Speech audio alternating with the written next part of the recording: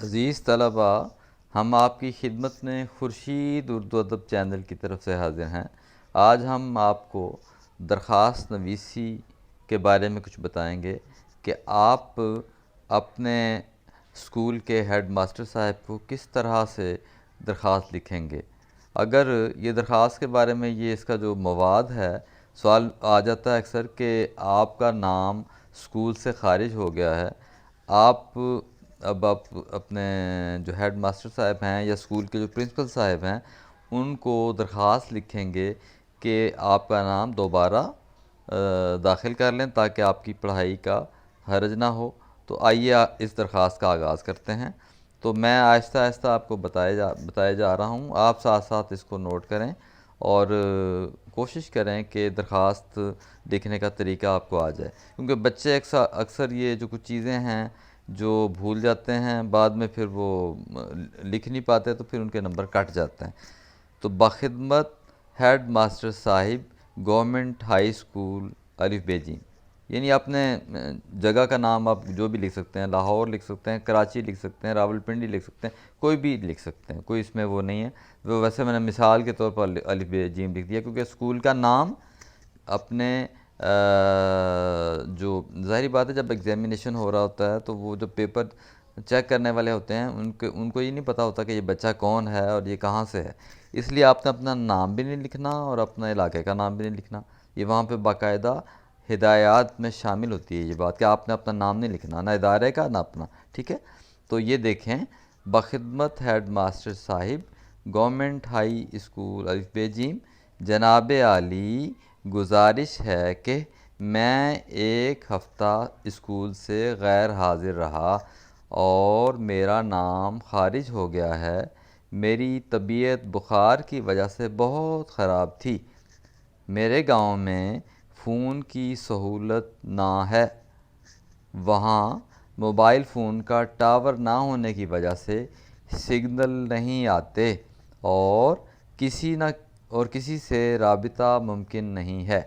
آپ سے نہایت ادب سے گزارش ہے کہ میرا نام دوبارہ داخل کر لیں، آپ کی عین نوازش ہوگی۔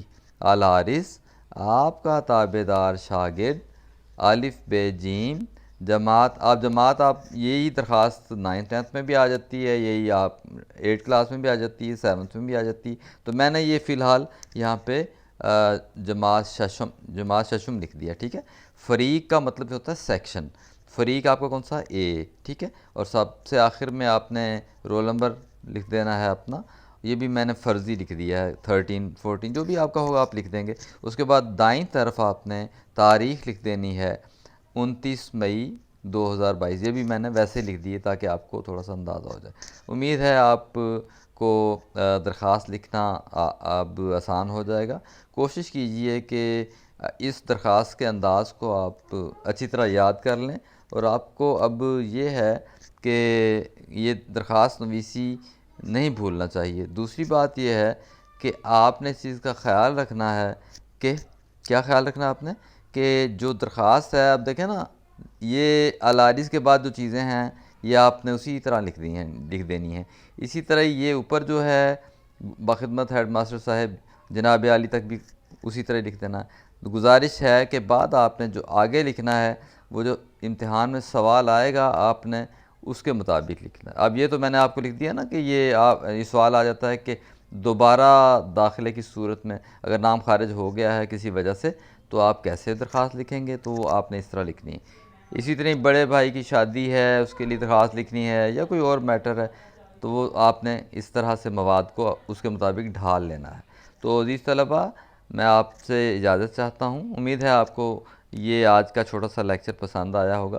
اللہ کرے کہ آپ اچھے رنگ میں درخواست لکھ سکیں اور آپ کو کسی قسم کا کوئی دشواری کا سامنا نہ کرنا پڑے۔ اور آخر میں آپ سے یہی میں کہوں گا کہ اچھے سے اپنی تیاری کریں اور کوشش کریں کہ کسی قسم کی کوئی